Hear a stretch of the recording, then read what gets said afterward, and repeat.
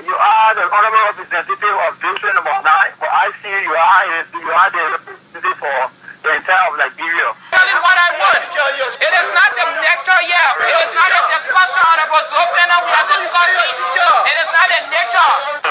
Even if it's a grade school, but I'm saying the salaries of the teachers are very low. And I do believe the minimum salary of a government school teacher, we're talking around $7,000 Liberian dollars. And that's why bribery is very high in our schools. We are complaining about WAEC results. At the end of the day, how do we get the results that we want if we don't have the qualified instructors so we can pay them? Mr. Speaker, Deputy Speaker, distinguished police. I know there is a breeze, but as a leader, we are the leader of the people. The lady has appealed to us for 3 days. I want to beg my colleagues to please accept the 3 days. We gave her the benefit of the doubt that after the 3 days, if she yield to our request, then in that case, I think if we want to take any decision, we can take it. But I'm appealing to you people because we know that we all have sisters and brothers. We have family. The enduring spirit of the great women whose work transcended gender and geological boundaries is in this room with us today. Those women who are Nobel Peace Laureates, they have challenged us to redouble our efforts in the relentless pursuit of peace. As Lima and Takalu knows, this award belongs to the people whose aspirations we have the privilege to represent and whose rights we have the obligation to defend. Start with Jeanette King, who was a nurse to preserve life for people here. Elisani Manning, the first mayor of the city of Monrovia, for Elizabeth Collins, Catherine Cummings, the first senators of Liberia, Utility Graper, Mami Bear, oh man, Leona Chelsea, Angel Brooks got her war when she died. So many women, to the 3 women who signed the 86th Constitution of Liberia, so normal, Salome Hall, and your almost our purple, so many women. Coming into the national legislature, I was trained in the field of banking and finance. Training not adequate for the task that I found myself with. And so I determined that I would go back to school and obtain new skills. In an attempt to do so, I earned a master's in business administration with a concentration in finance with honors from the Cotton University College. And I just attained an LLB in law, magna cum laude from the Louis Arthur Grimes School of Law. I have obtained the requisite educational experiences necessary for a leader to be able to think and make decisions on their feet. I've worked since I was 18 years old, rising from the ranks of a clerk to the high position that I hold today. Hello? Yeah. What's the name of where you calling from? I'm calling from the community head. Go ahead. I said I just want to commend the honorable in studio, and she is serving what the best for our little sisters that are coming up. And I believe our position in the legislature is just a gateway to tell women around the world, in Liberia particularly, that women can rise up to the higher height and they can do any good thing that they expect that way around the world. Okay. So bravo, honorable Fellow, bravo to Liberia, bravo, position number 9. Thank you. Hello? Yes, hello? We have a call on the line. What's the name, sir? Where are you calling from?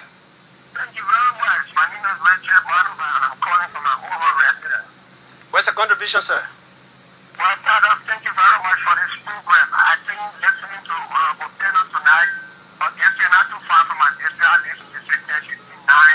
I'm very much impressed that our country's democracy is moving from good to better. And I mean, I think we're getting somewhere. Listening to her, doing some of the keys of the plate, she's very emphatic in putting forward issues on the floor. And I think she's actually encouraged a lot of our young girls tonight on your show. And I think from her, we can produce more good within the Nigeria, particularly at the legislature, which is the first branch of government. Okay, sir, you made your point. Thank you for calling.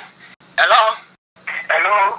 What's the name and where are you calling from? This is Insight. This is Lucas Anthony calling from Harper State, Maryland County, Republic of Liberia. What's the contribution? Yeah, my contribution to the program, to add a little guys there to better explain this political phony bills just for about 5 or 6 minutes. To explain what? To explain what? The phony of the political party bill, the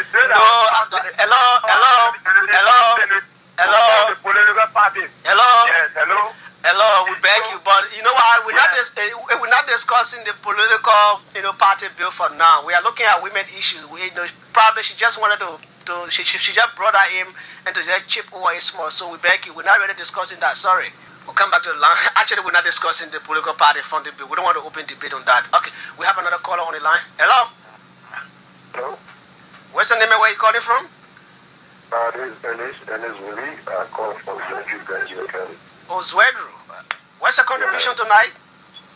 I just want to say that much is not being done by our women lawmakers. Because if you look at carefully, even the leadership in the lower house, where our family is from, you don't start women chairing strategic committees. Okay. And so I think it's because many of our women in the lower house, they have not adjusted fully on which they chair or strategic committees or even to be a speaker or speaker. So I think more needs to be done for our women in that place rather than before. Thank you. You may have another call on the line. Hello? Okay, we lost that caller, but we'll have another caller on the line from here. Hello? Hello? What's the name and where you calling from? From restaurant on 2nd Street, Manning. Please be audible. Post your voice more, please. I said from restaurant on 2nd Street, Manning. Go ahead. Yeah, I just want to comment this because for highway, I would like to say, don't listen to anybody. No, you can't say that. No. You can't say don't listen to anybody. You can't say that. You can't say that. She's a leader. We come with criticism. People will criticize people just to your way. Okay, you made a point. Thank you. That's your view anyway. Hello? Hello? What's your name and where you calling from? My name is Alfred Ewelen. I'm calling from Coca-Cola Factory. Go ahead.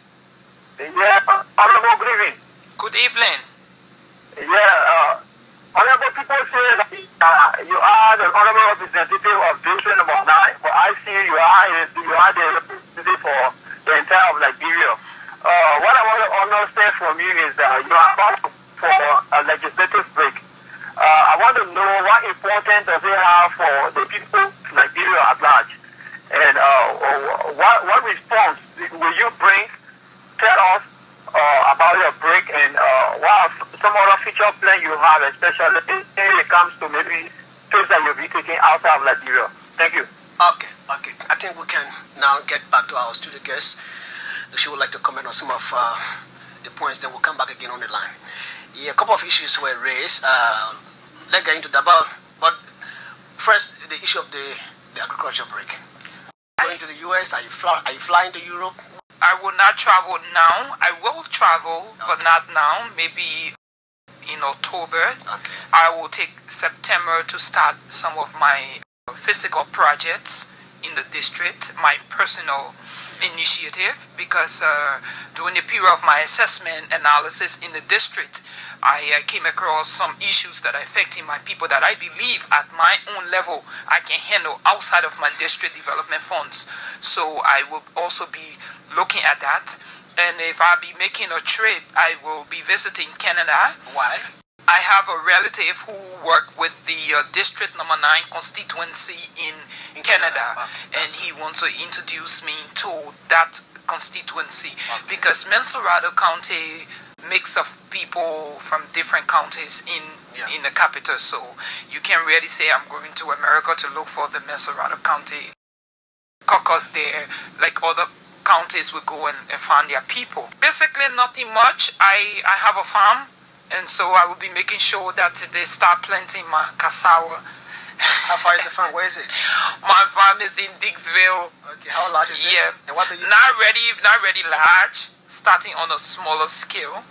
Okay, someone said you need to fight for national leadership. You don't get it on silver platter.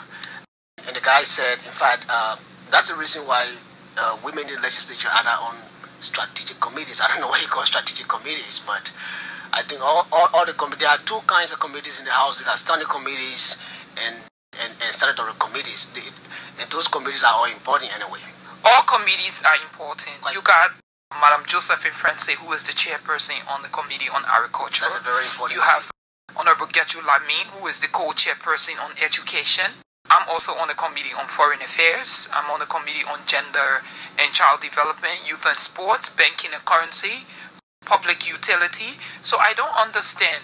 Serving as the chairman on the committee and being a member on the committee is the same thing. We're just asking you to be a presiding over a particular meeting. But the nature of the issues that have come to the committee and the kind of report that the committee gave back to plenary determines the workforce and understanding the individuals that are on the committee. So I see nowhere the women has been marginalized in point of committees that have been set up, because all committees in their various saying women are not marginalized. I know what I'm saying, that we are not marginalized in the sense that in the line of the committee. In the line of women are equally represented. Even though that we fight our way in debating issue, which is the normal proceeding. It's a normal thing too. Yeah, it's a normal proceeding in the legislature. You have to fight. You must be a fighter. You must have the lobbyistic power to be able to be in the legislature. So if you don't have that power, like he said, Madam Pelham did not prepare to become a legislator. So at the end of the day, that's why she's not moving the way she's supposed to move. I am moving the way I'm supposed to move. Despite I did not plan for it, but I also prepared myself for tomorrow. And my preparation for tomorrow have landed me into the legislature, believing that I'm competent, understanding the issues, and having the lobbyistic power to defend and discuss issues, and making sure that policies that have been put in place affect the Liberian people positively. Let me ask you this question, Pelham. The future of Liberian women in national leadership after Madam Salif. Is it possible for us to get another woman like Madam Salif, or even more than Madam Salif, and to lead Liberia again? It is possible. How can we get it? Well, you can see the breed of Liberian women into politics. You can see them. And at the end of the day, once there must be a corridor. And the corridor has been opened already. I've heard the men said, look, we are giving you people 12 years, man. So it's just too much for you people. So well, a man can just say, and claim that back from you people. A man can just say, if a powerful woman who understand the landscape of politics in this country and having the ability to provide jobs for the Liberian people, understanding how to run a nation, not in isolation of the people, making sure that the people be a part of the process, she will definitely become president of this country. And who do you think that woman is? Well, I cannot say now. I mean, I predict, but there are names that will suffix. There are women already in politics that you can put before the table to say they can become presidential candidates. There are women today existing. If you go around Liberia, you find women who are not even in politics, but they understand governance, and they can be able to lead this country. Let's go back on the line. We have a caller on the line. Hello. Probably that caller is not listening to the radio, so we can really take you.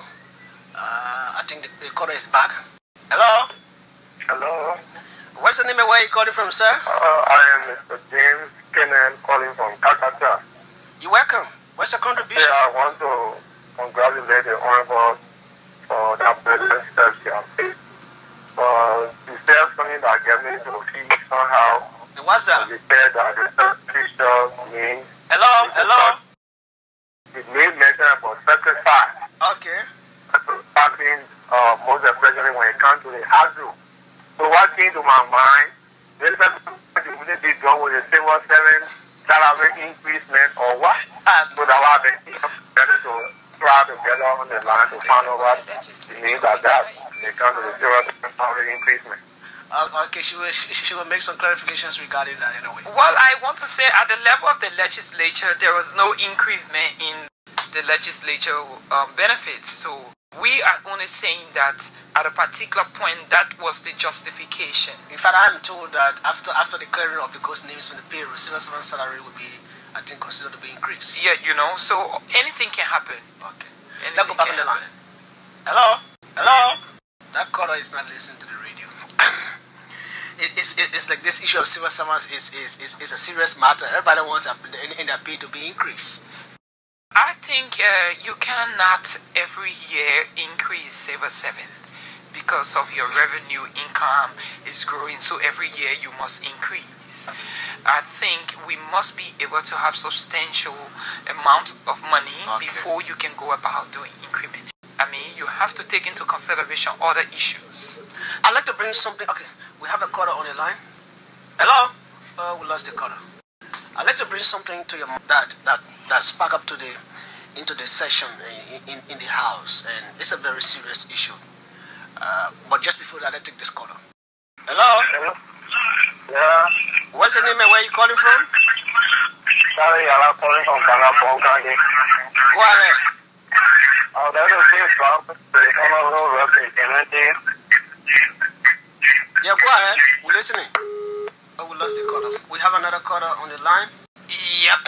The issue about probably your district is not really in a concession area anyway, like a rubber farm or whatever. But I guess there are unskilled workers in your district, and this issue about the decent work bill. I heard a couple of lawmakers, though they never had a majority, but a couple of them got angry and still walk out of session as a result of the House and the decision not to pass the decent work bill, though the committee recommended that the bill should be passed into law. Well, for me, I voted against, and I said that bill should go back into committee room for proper scrutiny. One of the reasons why I voted against the bill, because I needed to have a town hall meeting with the people of District Number 9, because it's a sentimental issue that has to do with people's survival. So I needed to get the views of the people of District Number 9, so that when I deliberating on that bill, I will be propounding the ideology of the people of District Number 9. 1. 2. There's something in the bill that has to do with the minimum wage. Yeah, they say $5.60. $5.60. It used to be $7.20, $6.40, but now it dropped to $5.60. Now, $5.60. I felt in myself that we should take into consideration the employee and that of the employer. Because if we are not careful and we all be emotional about passing this decent work bill and making sure that we make an impact in the life of our people to their disadvantage, because we have to take into consideration our employers and that of the employees. You cannot do it. It has to be a win-win thing. Because if you so in your mind, if the bill comes back, I understand you people will be going for recess on Thursday. Yeah. Now, probably it will be in January that the bill will resurface on the floor. Yeah. So if the bill returns on the floor in January, what is the minimum wage that you want? Well, my position will be the voice of the people of District Number 9. So for now definitely it will be, because at that point I'm arguing my point. Yeah. So I will be giving them the opportunity to argue and convince me, and then there we can reconcile. And I will be taking one position. You think the $5.60 too high? But if I were to speak to the people of District Number 9, what they're gonna say is what I'm gonna push as the voice of the people. And looking at the maternity, when a woman is pregnant, and the number of days or the weeks that they gave her after delivery, 2 weeks. What if she went into a complication that she had to go through an operation? So basically, like what Honorable Haja Science said, when you go back to the law, we talk about 6 weeks. So these are some of the issues that were very relevant to the reason why the bill must go back into the committee room for proper. We are not saying that that committee. Yes. You wanted that gender component to that sensitivity of the gender issue be taken into serious consideration, even at 14 days before delivery. Yeah. I think there should be at least 1 month before delivery, because there's so much complication in that period. So all of these things, because a man will not understand the complications. It is we women that understand the complications. So we got to push that logic in making sure that that suffix within the bill. Okay, Ropeda, we'll take a call on the line, then we'll come back to you to wrap up. Hello? Oh, God. We lost the call. Now. Hello? Hello? You can't be stopping the other person from calling, and then you're on the line. You can't listen to the radio. Sorry. Okay, we'll take our last teaser, and then I think we'll have a caller on the line. Hello? Yes, you are the last caller. What's the name and where you calling from? From Fisher, call from Kingsville. Go ahead. They are going to commend the Honorable in the field, but there are a few concerns. First, it has to do with how important about female leadership. And second, she just made a remark that every year increase or salary, that's what I call the data of life. They were saying salary would never increase. It was the president of goodwill and allow her to waive tax or taxes on civil service or salary. So that's my concern. Thank you. I think that's our last cut up now.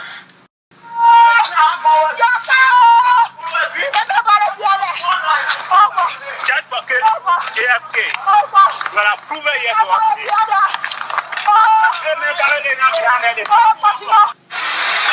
I'd like you to comment. I know you know where that teaser is coming from the JFK. The death of a staff, the mysterious death of a staff of the JFK quite recently. And that raised a lot of eyebrows in the public. JFK is situated in your district. What have you been able to do about that situation? I condemned the situation before, and I'm using this opportunity again to condemn the situation. When I first heard about the missing man, Mr. Bala Scott, who happens to be an employee of the JFK for over 22 years, and also a resident of the Matadi community. He's the secretary. I met him personally at the level of the district council. I saw him on Saturday before Wednesday. He was taken to the hospital. But I tell you, when I heard about him being missing, I visited the JFK. I spoke with the chief medical officer, and I was made to understand that he was not discharged. Rather, he walked out of the hospital. And then later on, I was made to understand from the police that he was discharged in my investigation. So I found out there was so much conflicting information concerning this man leaving the hospital. And trying to go deep into the matter to understand when do a person consider dead, when do a person consider missing. I was made to understand 72 hours. You can declare the person missing, but you can say the person is dead after 7 years. So it became a little bit, I'm like, this law is too strong. 7 years, so we're going to be waiting 7 years if we don't find this man. Only to travel and come back. And I was made to understand from Mr. Scott, a fiancé, that Mr. Scott was found behind the JFK compound, in the very compound that I was made to understand that the investigator on the matter from the Liberian National Police told me that he toured the entire JFK compound in search of this man. Even the JFK authority also made me to understand. Well, it have cost me not only my district, the family. First of all, previously I extended my DPS condolence to the family, but it have brought fear into the life of the Liberian people, not only the people of District Number 9. Because the question is, where is your security? I'm taken to a hospital, I'm already ill. I'm fighting something, physically with my body, but I'm taken to an environment that I am not even sure that my parents will come back the next day to meet me alive. You think insecurity is looming at JFK? Of course, of course. And what do you think should be done about that? And I think that the police must be able to do justice to this matter and give the Liberian people a comprehensive report on this matter.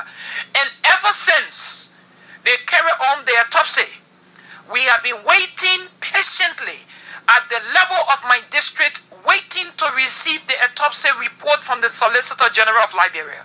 I cannot cry more than the bereaved. But I do believe that the family is also waiting patiently. And I'm calling on everyone from District Number 9 to be very patient as we await the autopsy report and that of the comprehensive report from the Liberian National Police in telling us what actually happened to Mr. Bala Scott. All right, Munah, it was nice having you tonight on Insight. Thank you for coming. Thank you.